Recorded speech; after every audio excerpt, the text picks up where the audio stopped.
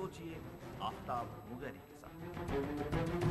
बिस्मिल्लाहिर्रहमानिर्रहीम, अस्सलाम वालेकुम नाज़रीन, आप देख रहे हैं प्रोग्राम ज़रा सोचिए और मैं हूं आफ्ताब मुगैरी। इस वक्त पाकिस्तान समेत दुनिया भर में जहां पर अब गर्मी की शिद्दत आहिस्ता आहिस्ता बढ़ती जा रही है, वहां पर बिजली की भी डिमांड बढ़ रही है। एनर्जी क्राइसिस यकीनन पाकिस्तान में है। पाकिस्तान के साथ साथ कई ममालिक में अभी भी एनर्जी क्राइसिस है, जहां पर पाकिस्तान समेत दुनिया के लोग अब तक एनर्जी क्राइसिस से निजात नहीं पा सके हैं। इसी साथ साथ पाकिस्तान और हिंदुस्तान में भी एनर्जी क्राइसिस है, पर वहां के और यहाँ के इंडस्ट्रियल जो ग्रोथ होनी चाहिए, जो आम लोगों को रोजगार मिलना चाहिए, उस पर काफी दोनों मुल्कों के अवाम इस वक्त परेशान है। माना कि 7 कॉन्फ्रेंस ममालिक में 6% तजारत होती है और इसके साथ साथ 7 कॉन्फ्रेंस में 2 ममालिक अहमियत के हामिल होते हैं, जिसमें पाकिस्तान और हिंदुस्तान का सरफहरिस्त पे नाम है कि उनकी वजह से कई लोग जो है अपनी ट्रेड को बढ़ा नहीं सकते। और इसके साथ साथ अगर देखा जाए तो पाकिस्तान में भी काफी लोग ऐसे हैं जो परेशान हैं कि वो किसी भी तरह हिंदुस्तान पड़ोसी मुल्क से तिजारत में आगे बढ़े। और इसके साथ हमारी बिजनेस कम्युनिटी जो ऐसी चीजों की जरूरत होती है जो पाकिस्तान और हिंदुस्तान से लाई जाए, वो भी काफी परेशान है। एक तरफ वीजा का ना मिलना, वीजा का फुकदान, और एक तरफ बिजनेस कम्युनिटी जो है आए दिन इस पे एहतजाज करती आती है कि उनको एक ट्रेड के लिए एक सही सा रास्ता मिलने की जो है तवक्को जो मौजूदा हुकूमत से है वो मिलनी चाहिए। आज इस पे ही बात होगी। यकीनन पाकिस्तान और हिंदुस्तान पर जो मेहमानों को मैंने अपने स्टूडियो में दावत दी है उनका तारुफ कराता चलूं। मेरे पहले मेहमान हैं जो पाकिस्तान से ताल्लुक़ रखते हैं बिजनेस कम्युनिटी से। शमीम अहमद साहब मेंबर हैं managing committee Karachi chamber of commerce industry. आपका बहुत शुक्रिया कि आप स्टूडियो में तशरीफ लाए। मेरे दूसरे मेहमान हैं जिसका ताल्लुक हिंदुस्तान से, मुशीर खान जो डायरेक्टर हैं जीओटी इंजीनियरिंग कॉरपोरेशन के। आपका भी बहुत शुक्रिया कि आप स्टूडियो में तशरीफ लाए। मेरे तीसरे मेहमान हैं मेजर रिटायर हाशिम अली सिद्दीकी साहब, डायरेक्टर हैं Pakistan policy in technology American USA. आपका भी बहुत शुक्रिया कि आप स्टूडियो में तशरीफ लाए। हमारे साथ टेलीफोन लाइन पर हमें ज्वाइन किया है इंडिया से जो है सीनियर सहाफ़ी दर्जा निगार मनोज श्रीवास्तव। श्रीवास्तव साहब अस्सलाम वालेकुम। मनोज जी, सबसे पहले आपसे ही सवाल करूंगा कि अब पाकिस्तान के सदर हालिया दिनों में उन्होंने दौरा भी किया हिंदुस्तान का, और बिलाखिर अब पाकिस्तान की सूरत हाल ये है कि पाकिस्तान में भी बहुत से लोगों ने उन पर तनकीद का निशाना बनाया, पर बहुत सी कम्युनिटी जो बिजनेस कम्युनिटी है वो इस चीज़ को खुशैन तो देख रही है कि अगर पाकिस्तान और हिंदुस्तान के ताल्लुकात बेहतर होते हैं तो आम शहरी को जहाँ पे रिलीफ मिलता है वहाँ पे बिजनेस कम्युनिटी को भी बहुत से मौके मिल सकते हैं तिजारत के लिए। देखिए आपका सबसे बड़ी बात है कि आप अपने जो पड़ोसी है उसको बदल नहीं सकते। ये मालूम है कि भारत और पाकिस्तान एक दूसरे के पड़ोसी हैं और एक दूसरे के पड़ोसी होने का सबसे बड़ा फायदा ये होता है कि एक दोनों के पास जो रिसोर्सेज होते हैं उसका इस्तेमाल एक दूसरे देश को के काम आए। और सबसे बड़ी बात है जिस तरह की पावर शॉर्टेज पाकिस्तान में देखने को आ रही है, और इस कुछ एक ऐसी चीजें हैं जो पावर का मसला है, पेट्रोलियम प्रोडक्ट्स का मसला है, जिसमें भारत बहुत पाकिस्तान की मदद कर सकता है। इसलिए बहुत जरूरी है कि दोनों देशों के रिश्ते बिजनेस पर्पज से बहुत ज्यादा बेहतरीन हो और बिजनेस में बढ़ावा देने के लिए दोनों देशों के रिश्ते को में सुधार करने की जरूरत है। क्योंकि जिस तरह की रिक्वायरमेंट्स है अमूमन दोनों देशों की रिक्वायरमेंट्स लगभग सेम है। और अगर आप देखें दोनों देश में जो इलीगल ट्रेड है वो कई बिलियन डॉलर्स का है।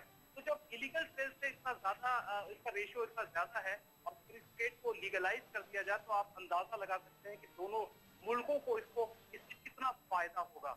जी सबसे ज्यादा वक्त की जरूरत है। जी मनोज जी, हमारे साथ आप लाइन पर रहिएगा। हम शमीम साहब से पूछूंगा। शमीम साहब ये फरमाइएगा कि क्या समझते हैं कि अभी हालिया दौरा जो है सदर पाकिस्तान आसिफ अली जरदारी का हिंदुस्तान का, बिजनेस कम्युनिटी उसको कैसे देख रही है, और क्या समझते हैं कि पाकिस्तान हिंदुस्तान के जो आज तक जो 64 साल में कोई ऐसे इश्यूज है जो ना हल होते हुए नजर आते हैं, जैसे कश्मीर का इशू है और इश्यूज हैं, पर उसके बावजूद जो बिजनेस कम्युनिटी है वो काफ़ी परेशान है कि अगर दोनों मुल्क मिलजुल के बैठे हैं और इस बिजनेस कम्युनिटी को रिलीफ मिले तो मैं समझता हूं कि पाकिस्तान और हिंदुस्तान के लोग जो इस बिजनेस से बहुत फायदा हासिल कर सकते हैं। देखो ठीक है, आपकी बात से इत्तेफाक करता हूँ अफसर साहब। बात यह है कि पिछले 64 साल से एक तो ये कि वो दौर मीडिया का नहीं था, इस वजह से उसके अंदर बहुत कुछ हमारे इख्तलाफात जो हैं वो अपनी जगह पर रहे और उनके ऊपर उस तरह काम नहीं हुआ जिस तरह हो जाना चाहिए था। कोई मसला दुनिया में मसला नहीं है अगर उसका हल मौजूद है, लेकिन उसमें खुलूस नीयत की ज़रूरत है कि आप उसे खुलूस नीयत के साथ अगर उस मसले को हल करना चाहें तो हर मसला हल हो सकता है। इसी तरह से जिस तरह से कोई भी बीमारी ऐसी नहीं है जिसकी दवा ना हो। जी दवा होती है लेकिन उसकी तलाश, उसको डायग्नोज करना बहुत ज़रूरी है।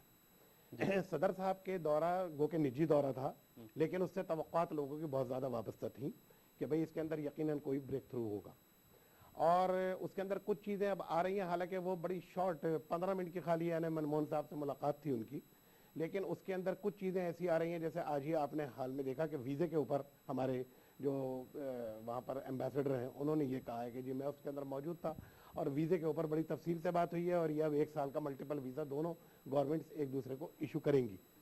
मैं ये समझता हूँ ये बुनियादी चीज़ है। अगर ट्रेड को आपको बढ़ाना है तो सबसे पहले आपको वीज़े की पॉलिसी को नरम करना होगा, ताकि एक दूसरे के साथ मिले, एक दूसरे को समझें। ये लैक ऑफ कम्युनिकेशन जो है ये हमको दूर रखे हुए है। आज के दौर में बड़ी हैरत होती है कि भाई लोग तो कहाँ से कहाँ पहुँच रहे हैं और हमारे यहाँ एक दूसरे के चैनल्स पे पाबंदी लगाए बैठे हैं। मैं समझता हूँ ये बिल्कुल गलत है, हमें कोई पाबंदी नहीं लगानी चाहिए। जिसको देखना है वो तो फिर डिश लगा के भी देख लेता है, दूसरे वाया चैनल से या फिर सेटेलाइट के ऊपर भी देखता है। हमें इसको आम करने में हर्ज क्या है? जी, ये आम करना चाहिए, ये यकीनन ही। हम मनोज श्रीवास्तव भी ये सवाल उठाएंगे कि आखिर जो वहाँ के न्यूज़ चैनल है पाकिस्तान में देखने चाहिए और यहाँ के वहाँ पे, पर असल जो इशू है वो है हमारे ट्रेड का, कि ट्रेड कैसे पाकिस्तान और हिंदुस्तान में हो। मैं मुशीर खान साहब, आप पाकिस्तान आए, आपको एक तो खुशामदीद कहता हूँ अपनी तरफ से कि आप पाकिस्तान में आए, और इसके साथ साथ आप यकीनन ही पाकिस्तान में आपका फर्स्ट टाइम, आप जैसे बता रहे थे कि आप आए हैं, और उसके साथ साथ आप चाह रहे हैं कि पाकिस्तान और हिंदुस्तान के दोनों पड़ोसी मुल्क हैं, जैसे मनोज श्रीवास्तव कहते हैं, पड़ोस नहीं बदल सकते क्योंकि पड़ोस पड़ोस होता है। अगर इस्लामी पॉइंट ऑफ व्यू से भी देखें तो पड़ोस हमारे औलाए कराम और नबियों को भी प्यारा था, पर उसके बावजूद अगर देखें तो ट्रेड जो है पाकिस्तान और हिंदुस्तान में अहमियत की हामिल है। चाहे वो पाकिस्तान में जो चीज़ें बनती हैं वो हिंदुस्तान में उनकी काफ़ी डिमांड है। आप क्या समझते हैं कि दोनों मुल्कों को, और ये सदर साहब का दौरा, इसको कैसे देखें? सदर साहब के दौरे से बहुत होपफुल हैं, स्पेशली इंडियन, और जो मैंने यहाँ पे कम्युनिटी से बात करी है वो भी चाहते हैं कि हमारा कुछ ट्रांजेक्शन हो। 2 वजह हैं ट्रांजेक्शन की, बिजनेस की वजह से 2 वजह से बढ़ सकता है बहुत बिजनेस, क्योंकि जो इंडिया के लोग हैं वो 2 पार्ट में रहें, कुछ फैमिलियाँ यहाँ रहती हैं, कुछ फैमिलियाँ वहाँ रहती हैं, उनके आपस में रिलेशंस हैं। अगर ये बिजनेस होगा तो उनके फैमिली रिलेशन भी डेवलप होंगे, जिसकी वजह बिजनेस और ज़्यादा बढ़ेगा। अभी जो सदर साहब ने एक और वहाँ पे डिस्कस किया है कि वो मार्च 2013 तक नेगेटिव लिस्ट देंगे। अभी तक तो ये हो रहा है कि हम क्या क्या चीज़ ट्रेड करेंगे, लेकिन नेगेटिव लिस्ट होगी जिसको एक्सपोर्ट नहीं कर सकता है इंडिया पाकिस्तान में। उससे बड़ा फ़ायदा होगा कि हम उन पे सिर्फ कंसंट्रेट करेंगे, ये हमें नहीं करना, बाकी सारा हमें एक्सपोर्ट करना है पाकिस्तान को, या वो इंडिया देगा नेगेटिव लिस्ट जो पाकिस्तान एक्सपोर्ट कर सकता है इंडिया को। इससे फ़ायदे दिख रहे हैं। और जो सदर साहब के साथ बातचीत हुई है वो वीज़े पे रिलैक्सेशन है, जैसे आपने बताया शमीम साहब ने, वो बहुत फ़ायदेमंद रहेगा, इसलिए क्योंकि जब वीज़ा हमें कंटिन्यूटी में मिलेगा तो हम ज़्यादा लोगों से बात कर सकेंगे, ज़्यादा लोगों से मिल जुल सकेंगे और ज़्यादा ट्रेड को देख सकेंगे। उनके जो फाइन देखना है वो जब तक हम मिले जुलेंगे। वीज़ा का इशू जो है, वीज़ा का जो आप फरमा रहे हैं, वीज़ा का इशू यकीनन ही मैं समझता हूँ कि पाकिस्तान तो कोशिश कर रहा है कि उस पर आसानी हो कि वहाँ के लोग यहाँ आ सके। इसी तरह हिंदुस्तान को भी पहल करनी चाहिए। जुलाई में मीटिंग होगी, जो सेक्रेटरी लेवल की मीटिंग होगी जुलाई 2012 में, उसमें इस पे पूरा मुआहदा और डिस्कशन होगा कि वीज़ा में क्या रिलैक्सेशन दिए जाए। जी मेजर साहब, आप क्या समझते हैं कि सदर साहब के दौरे को हम पहले भी प्रोग्राम कर चुके हैं, जब सदर साहब जा रहे थे तो उस पर भी आपने बड़े खदशात का इजहार किया था कि वहाँ जा तो रहे हैं, निजी दौरा तो है, पर निजी दौरा को वाज़ेह तौर पे बताया जाए कि इस पर हमें क्या फ़ायदा हासिल होगा, हमारी कौम पाकिस्तान को क्या इससे फ़ायदा हासिल होगा। आप क्या समझते हैं कि मनमोहन सिंह साहब ने ऐलान कर दिया है वाज़ेह तौर पर कि मैं पाकिस्तान आऊँगा, आप क्या समझते हैं कि ट्रेड को क्या फ़ायदा मिलेगा इस सदर साहब के दौरे से? देखिए, सिर्फ दौरा कर लेने से किसी कौम को कोई फ़ायदा नहीं होता। हमारे सदर साहब गए, उन्होंने खैर सगाली के तौर पे $1 मिलियन दिया, अगरचे वो उन्होंने उस दरगाह को दिया है, लेकिन ये एक इजहार मोहब्बत और अक़ीदत है। इसी तरह हम तवक्को करते हैं कि इंडिया भी अपनी तरफ से एक फ़राग़ दिली का मुज़ाहरा करेगा और वो पाकिस्तान को तमाम सहूलतें देगा जिसके हमें ज़रूरत है। मैं ज़ाती तौर पर समझता हूँ कि पाकिस्तान और हिंदुस्तान जो है ये एक नेचुरल सिस्टम ऐसा बनता है जिसमें वीज़ा तो होना ही नहीं चाहिए। वीज़ा नहीं होना चाहिए, बिल्कुल, सिर्फ सिंपल पासपोर्ट होना चाहिए ताकि एक सिस्टम चलता रहे, और वीज़े की बिल्कुल ना कोई ज़रूरत होनी चाहिए और ना ही ये पाबंदी होनी चाहिए कि आप पाकिस्तान में आके यहाँ महदूद रहेंगे या पाकिस्तान से आप इंडिया जाएंगे तो चंद शहरों तक महदूद रहेंगे। जी मनोज श्रीवास्तव साहब, एक बड़ी बात की है मेजर साहब ने कि आखिर वीज़ा की जो शर्त है, जो आपको भी पता है, आप पाकिस्तान में भी आए हैं, यहाँ पे भी आपने सारी चीजें देखी हैं, पर वही मसले मसाइल हैं। वीजा प्रोसेस बिल्कुल आसान नहीं है। सबसे पहले तो अहम नुक्ता ये है हमारे पाकिस्तान के बिजनेसमैन का और आम शहरियों का कि वीजा प्रोसेस तो आसान होना चाहिए।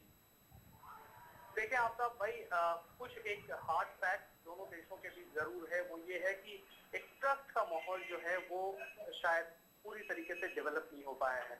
अगर वो ट्रस्ट डेवलप हो जाता तो शायद ये वीजे की इतनी मुश्किलें नहीं होती।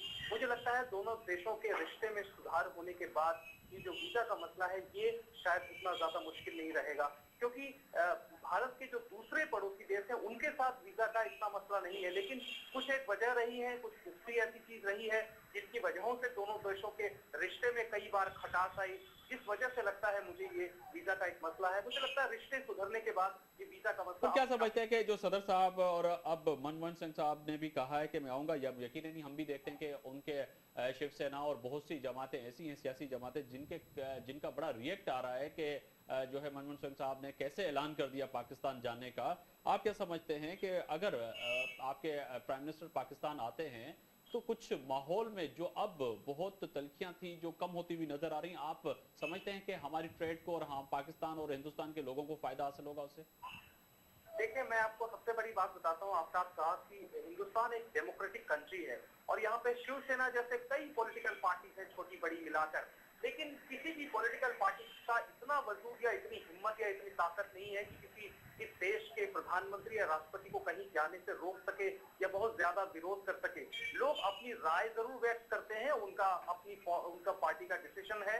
शिवसेना एक पार्टी एक ऐसी है जो पहले भी ऐसे इस तरीके से चीजें और इस तरह के ऐलान करती रही थी, लेकिन मुझे नहीं लगता उससे कुछ फर्क पड़ेगा। और जहां तक प्रधानमंत्री मनमोहन सिंह का जाने का सवाल है, मुझे लगता है ये एक बहुत बड़ा प्लस पॉइंट होगा, एक बहुत बढ़िया कदम होगा दोनों देशों के रिश्ते सुधारने में, क्योंकि दोनों देशों में प्रधानमंत्री और राष्ट्रपति का आने जाने से ही संबंध बढ़ेंगे, क्योंकि आपका जो कम्युनिकेशन लेवल है वो लगातार चलता रहेगा। अगर प्रधानमंत्री आएंगे तो आपके दूसरे मिनिस्टर्स आएंगे, फिर उसके बाद ट्रेड बढ़ेगा, लोगों का 1-to-1 कांटेक्ट बढ़ेगा। इससे जो है वो कॉन्फिडेंस डेवलप होगा, ट्रस्ट डेवलप होगा। मुझे लगता है वो ज्यादा इंपॉर्टेंट है। देखिए, अगर बात करें मनोज जी, ये अगर इंडिया और चाइना के हम ताल्लुकात को भी देखें तो वो भी बेहतर नहीं थे, पर उसके साथ साथ फिर तिजारत जो है आपने शुरू की आपके मुल्क ने चाइना के साथ। इसी तरह अब खदशात है हमारे इंडस्ट्रियल जो यहाँ पे जो हमारे बिजनेसमैन हैं उनसे बड़े खदशात हैं हिंदुस्तान के मुख्तलिफ जो है सियासी पार्टियों को और वहाँ की गवर्नमेंट को। तो जब चाइना के साथ हो सकता है तो पाकिस्तान की $7 अरब आपने जो है अपना तिजारत की है चाइना के साथ। ये बिल्कुल आपने आफ्ताब भाई बिल्कुल सही आपने कहा, जिस तरीके से इंडिया ने चाइना के साथ शुरू किया, क्योंकि दोनों देशों ने ये रियलाइज किया है कि इकोनॉमिक कॉपरेशन दोनों देशों की ग्रोथ के लिए बहुत ज्यादा जरूरी है। इसलिए ये वक्त है भारत और पाकिस्तान को, बल्कि पाकिस्तान को ज्यादा इस बात का समझने का, क्योंकि इस वक्त जरूरत पाकिस्तान की बहुत ज्यादा है, भारत के साथ की, भारत के सहयोग की। जी हमारे साथ रहिएगा शमीम साहब। जिस तरह मनोज जी कह रहे हैं कि पाकिस्तान की ज्यादा जरूरत है, मैंने वही सवाल उठाया कि जब चाइना के साथ जो है तमाम रिश्ते सुधर सकते हैं और उसके साथ तिजारत हो सकती है तो पाकिस्तान के साथ क्यों नहीं? तो वो भी यही फरमा रहे हैं कि पाकिस्तान की तो इस वक्त हमें बड़ी जरूरत है। बिल्कुल ठीक है, मैं इस बात से बिल्कुल इत्तेफाक करता हूँ। मनोज जी जो कह रहे हैं वो बिल्कुल ठीक है। पाकिस्तान को इस वक्त ज़्यादा ज़रूरत है अपने हमसायों के साथ अपने ताल्लुकात इस्तवार करने की। देखिए, मैं ये समझता हूँ कि कोई भी आदमी अगर सिंपली अगर मेरे पड़ोसी से ताल्लुकात अच्छे नहीं हैं तो मैं अपने कारोबार के ऊपर चैन से नहीं रह सकता, और जब चैन से नहीं रह सकता मैं कारोबार कर भी नहीं सकता, घर में भी चैन से नहीं सो सकता। यानी क्या कहते हैं, मुझे खदशात ही सताते रहेंगे कि मेरे पीछे क्या हो रहा है या क्या होने वाला है। अगर हम एक तरफ से बेफिक्र हो जाते हैं कि मेरे पड़ोसी बड़े अच्छे हैं, मैं अगर नहीं भी हूं तो मेरे घर वालों का ख्याल रखने के लिए वो मौजूद हैं, तो मुझे कंसंट्रेशन के साथ अपनी कारोबार पे अपने दूसरे मसाइल के ऊपर तवज्जो देने में आसानी हो जाती है।